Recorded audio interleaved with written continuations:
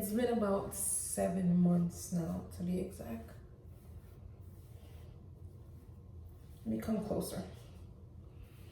Hopefully you guys can see it good. One confession, I had found a lock that had a hole in it. So what I did, let me see if I can find it. I took out the end, since they're pretty new, like, and then just try and twist the end, because I figured it's either I fix it now or I'm gonna lose that lock later on. So I chose to just fix it now. Okay, perfect. So look, if you look close, is that, yes, you see the end?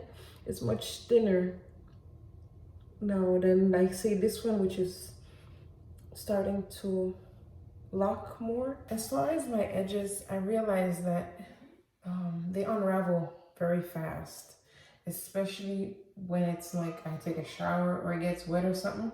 So what I've started to do is use 4-point rotation for a few of the ones on my edges. Literally, like these two here.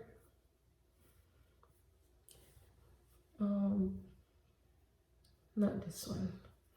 These two here